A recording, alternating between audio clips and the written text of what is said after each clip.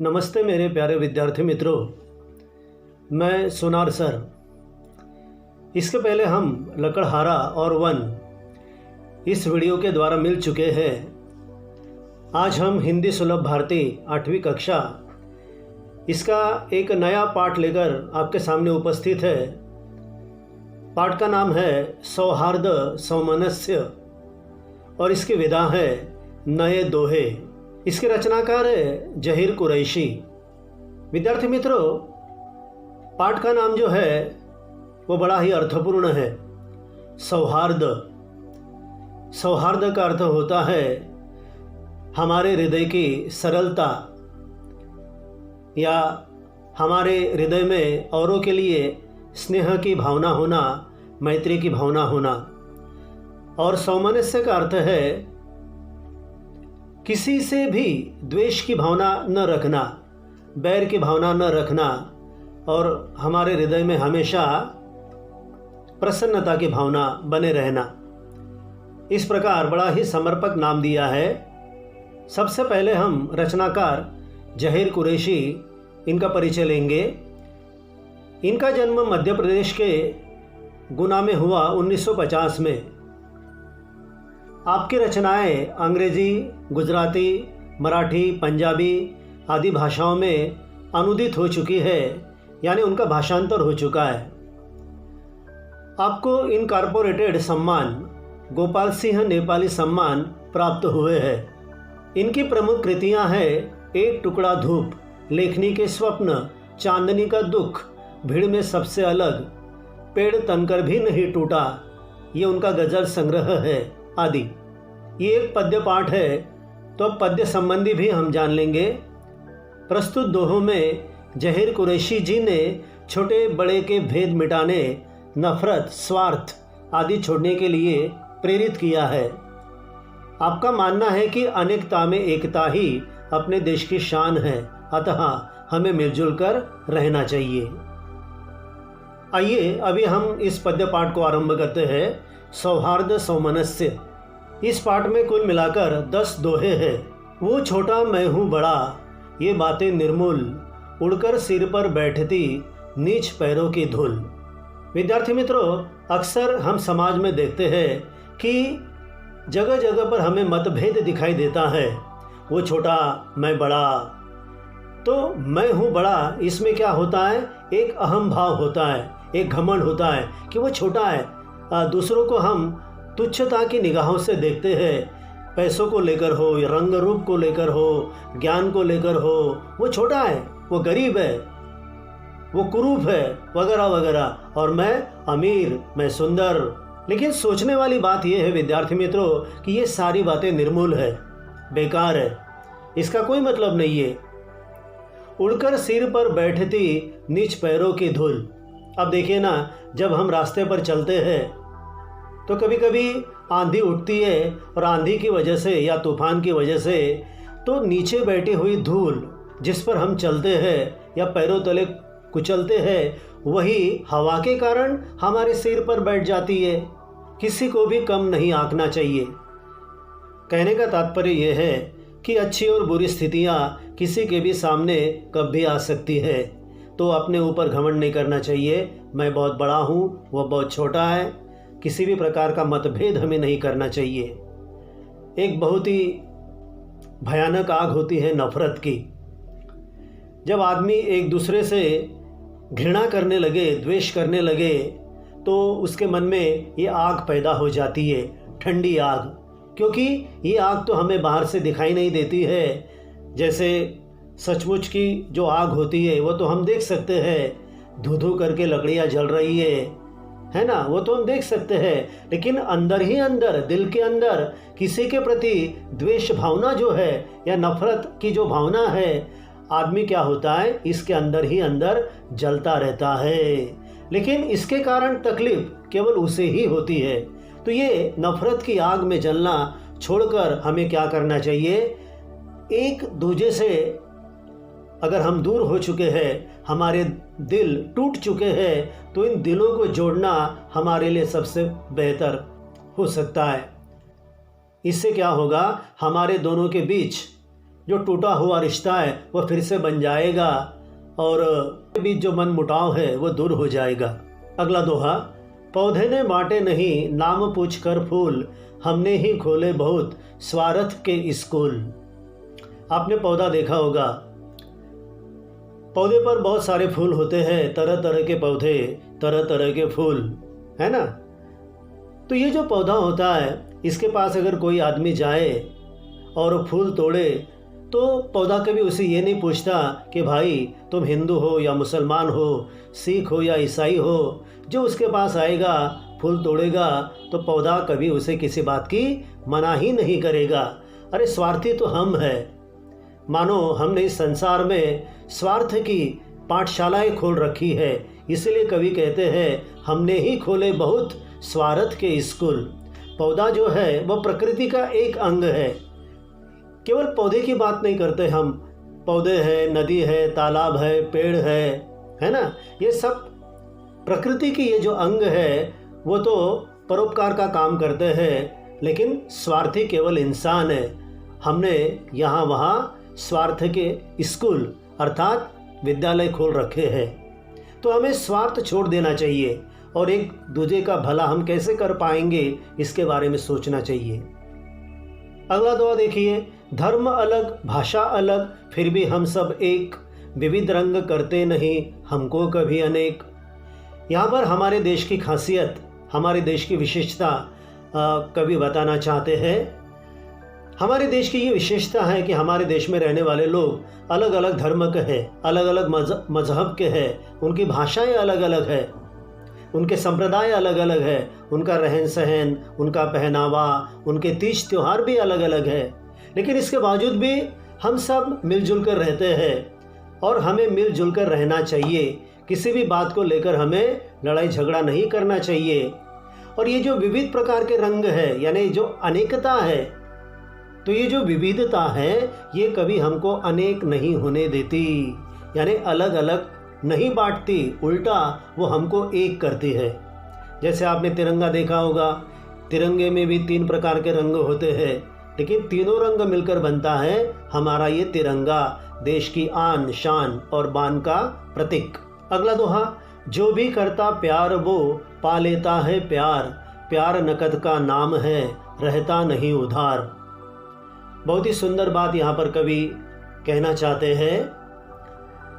इंसान का जन्म ही प्यार करने के लिए हुआ है, स्नेह लुटाने के लिए हुआ है। और ये ऐसा एक व्यवहार है कि प्यार के बदले प्यार, है ना। यदि आप दूसरों से प्यार करोगे तो आपको भी प्यार ही मिलेगा। दूसरों के साथ अगर आप प्यार भरा बर्ताव करोगे, स्नेह का बर्ताव करोगे, तो उसके एवज में आपको प्यार ही मिलेगा। प्यार नकद का नाम है रहता नहीं उधार। यहाँ पर किसी भी प्रकार की उधारी नहीं चलती। किसी भी कारणवश अगर आपने किसी की मदद की है या फिर उससे प्रेम किया है, तो वो भी अपने दिल में ये भावना सदा के लिए याद रखता है कि नहीं, इस फलाने व्यक्ति ने मेरे साथ प्यार भरा बर्ताव किया था, तो वो भी उधार नहीं रखता। ज़रूरत पड़ने पर वो भी हमारे साथ प्यार के साथ ही पेश आता है। और मानवता भी तो यही चाहती है ना कि प्यार से प्यार बढ़े।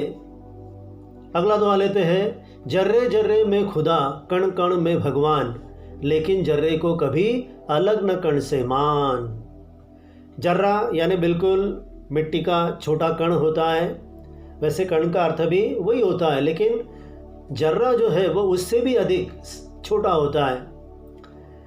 यहाँ पर कवि कहना चाहते हैं, इस धरती के छोटे से छोटे कण में खुदा है ना, जिन्हें हम अल्लाह कहते हैं, ईश्वर कहते हैं, भगवान कहते हैं। वो खुदा उसमें छाया हुआ है, कण कण में भगवान है।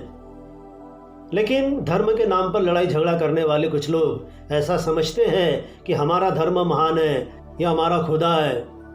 लेकिन खुदा क्या और भगवान क्या, एक ही तो बात है ना।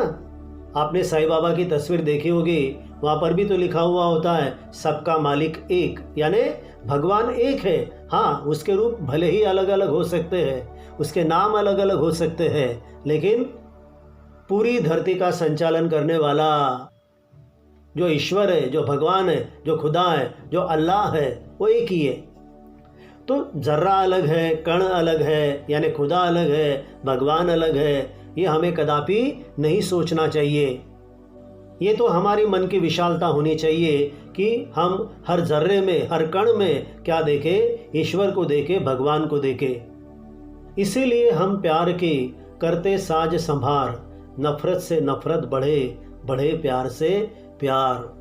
जो बात कवि पहले भी कह चुके हैं, नफरत ठंडी आग है, या फिर से वो बताना चाहते हैं कि आज सारी दुनिया को, सारे संसार को प्यार की आवश्यकता है। 2.5 अक्षर प्रेम का है ना, तो ये 2.5 अक्षर जो है प्यार या प्रेम, इसे हमारे मन में पालना या प्यार भरा बर्ताव करना हमारे लिए अत्यंत आवश्यक है।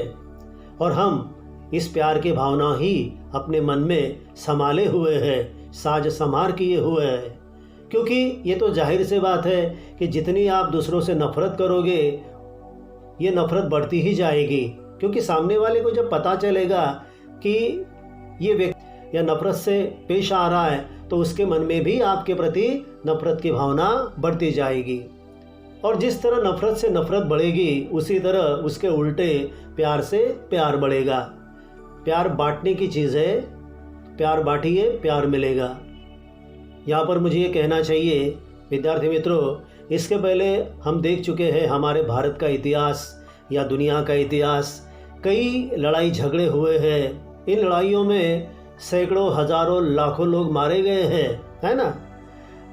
उस समय अगर लोगों के बीच किसी प्रकार का मनमुटाव नहीं होता, नफरत नहीं होती, या धर्म को लेकर, मजहब को लेकर लड़ाई झगड़ा नहीं होता, तो ये लड़ाई भी नहीं होती और ना ही इतने सारे लोग मारे जाते।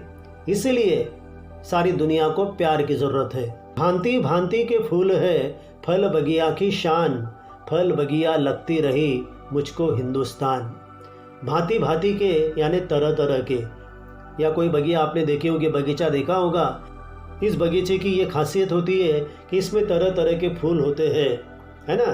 कई प्रकार के पौधे और उन पर कई प्रकार के रंग बिरंगे खिलखिलाते हुए खुशबूदार फूल। और इन फूलों के कारण, इन फलों के कारण वो बगिया हमें बिल्कुल अपनी ओर आकर्षित कर लेती है। और वहाँ पर छाई हुई हरियाली हमें बहुत अच्छी लगती है, क्योंकि उस बगिया में हमारे दिल को बहलाने वाली सभी चीज़ें हैं, मौजूद है। इसलिए वो हमें बहुत अच्छी लगती है। वहाँ जाने के बाद हमें बहुत ही तरोताज़ा लगता है। तो कवि एक नज़र से देखता है कि हमारा हिंदुस्तान भी ऐसा ही है। हमारा हिंदुस्तान भी एक बगिया है, क्योंकि इसमें तरह तरह के लोग रहते हैं। जैसा कि मैंने पहले भी उल्लेख किया, हर धर्म के, हर मजहब के अपनी अपनी इनकी संस्कृति अलग है, लेकिन ये सब कुछ मिलाकर एक बनता है हमारा भारत। तो कवि सोचता है कि जब भी मैं ऐसी कोई बगिया देखता हूँ, कोई बगीचा देखता हूँ, तो मेरी नज़रों के सामने मेरे हिंदुस्तान का, मेरे भारत का मानचित्र चला आता है कि इस हिंदुस्तान में भी सारे लोग बिल्कुल प्यार के साथ रह रहे हैं। माना कि इसके पहले बहुत सारी लड़ाइयाँ हो गई, है ना, बहुत सारे लोगों को मरना पड़ा, लेकिन भविष्य में ऐसा कुछ नहीं होना चाहिए। सारे देश में अमन और शांति का माहौल बना रहना चाहिए, ऐसा कवि चाहता है और हमसे यही उम्मीद भी करता है। अगला दोहा लेते हैं। हम सब जिसके नाम पर लड़ते हैं हर बार, उसने सपने में कहा लड़ना है बेकार। मैंने पहले भी बताया विद्यार्थी मित्रों कि हमारे देश में विविधता है, कई धर्म के लोग हैं और जिनकी संकुचित बुद्धि होती है, जिनके विचार करने का दायरा बहुत ही सीमित होता है। ये लोग ये सोचते हैं कि जो हमारा धर्म है उसी से संबंधित हमारी देवता होगी, हमारा आराध्य दैवत होगा। लेकिन उनका ये जो सोचना है ये काफ़ी गलत होता है। जिन्होंने मानवता का गहराई से अध्ययन किया है, जो मानवता के पुजारी है, वो ये सोचते हैं कि ये धर्म और मजहब के नाम पर लड़ना बिल्कुल निरर्थक है। हम बार बार लड़ते रहते हैं और हमने देखा है, अखबारों में हम पढ़ते हैं या टेलीविज़न के पर्दे पर हम देखते हैं कि जब कहीं दंगा होता है तो बेवजह बहुत सारे लोगों को मारा जाता है, उन्हें जलाया जाता है, उनकी गाड़ियाँ वो जलाई जाती है, तो इससे देश का कितना नुकसान होता है। तो ऐसे समय ऊपर बैठा हुआ ऊपर वाला जो भगवान है वो भी ये सोचता है कि मैंने इतनी सुंदर दुनिया बनाई है, लेकिन मुझे ही मुद्दा बनाकर ये लोग आपस में लड़ रहे हैं। तो वही भगवान हमारे सपने में आकर कभी कभी ये कहता है कि लोगों जागो, ये जो आप लड़ रहे हो ना ये सब बेकार है, ये निरर्थक है, ये लड़ाई छोड़ो और शांति का दामन पकड़ो। अंतिम दोहे में कवि कहते हैं कितना अच्छा हो अगर जले दीप से दीप, कितना अच्छा हो अगर जले दीप से दीप, ये संभव तब हो सके आए दीप समीप। दिवाली का त्यौहार आप याद कीजिए। दिवाली के समय चारों तरफ दीपमाला जगमगाती हुई हमें नज़र आती है ना। कई प्रकार के दिए जलाए जाते हैं और ये दियों की माला बड़ी ही सुंदर लगती है। दीप यानी दीपक, यहाँ पर दीपक मनुष्य का प्रतीक माना गया है। कवि की दृष्टि से अगर हम सोचें, विचार करें, तो ये दुनिया सुंदर कब बनेगी? जब दीप से दीप जलेगा, यानी एक मनुष्य दूसरे मनुष्य के पास आएगा, अपना प्यार सामने वाले को बांटेगा, उनके बीच किसी भी प्रकार का मतभेद नहीं रहेगा, भेदभाव नहीं रहेगा, ऊंच नीच की भावना नहीं रहेगी, चारों तरफ मानवता की भावना होगी, प्रेम होगा, करुणा होगी, दया होगी, लड़ाई झगड़ा नहीं होगा। लेकिन ये संभव कब है, ये मुमकिन कब है? तो दीप समीप जब आएंगे, पास जब आएंगे तब, यानी सर्वत्र प्रकाश जगमगा कब उठेगा? जब सारे दीप, सारे दीपक एक साथ पास पास आकर जल उठेंगे। समझ लीजिए कि एक दीपक यहाँ, दूसरा दीपक वहाँ, काफ़ी दूरी पर इन दीपकों को रखा हुआ है, तो उनका जो प्रकाश है, उनका जो उजाला है, जो रोशनी है, वो हमें ज़्यादा नज़र नहीं आएगी। इन दीपकों को जब एक दूसरे के समीप रखा जाएगा तो चारों तरफ उजाला फैल जाएगा, रोशनी फैल जाएगी। उसी तरह हमारे मन के सभी प्रकार के जब भेदभाव खत्म हो जाएंगे, मनमुटाव जब खत्म हो जाएंगे, हमारा दिल, हमारा हृदय एक दूसरे के प्रति बिल्कुल साफ हो जाएगा, स्वच्छ हो जाएगा, किसी भी प्रकार का मैल हमारे दिल में नहीं रहेगा, वैमनस्य की भावना दूर हो जाएगी और मैत्री भाव हमारा बढ़ जाएगा एक दूसरे के प्रति। क्योंकि विद्यार्थी मित्रों, मानवता का पहला पहलू ये है कि यदि हम इंसान हैं तो हमें इंसानियत का ही पालन करना चाहिए, एक दूसरे के दुख में शरीक होना चाहिए, एक दूसरे का दुख हमें समझ लेना चाहिए और जहाँ तक हो सके उसकी मदद हमें करनी चाहिए। तो ये दीप समीप लाने का मतलब ही यही है, और जब तक ऐसा नहीं होगा सारा संसार सुखी नहीं हो सकता। तो विद्यार्थी मित्रों, इस कविता से हमें यही सबक मिलता है या लेना चाहिए कि हमेशा दूसरों के प्रति हमारे मन में स्वच्छ भावना होनी चाहिए, सरल भावना होनी चाहिए। द्वेष या बैर भाव जो है वो हमें अपने हृदय से उखाड़ कर फेंक देना चाहिए। और जो हमारे देश की विशेषता है, एकता में अनेकता और अनेकता में एकता, वो हमें बरकरार रखनी चाहिए। और हमारे देश की आन बान और शान बचाने के लिए जितनी भरसक कोशिश हम कर सके उतनी हमें करनी चाहिए। तो विद्यार्थी मित्रों, ये कविता यहाँ पर समाप्त होती है।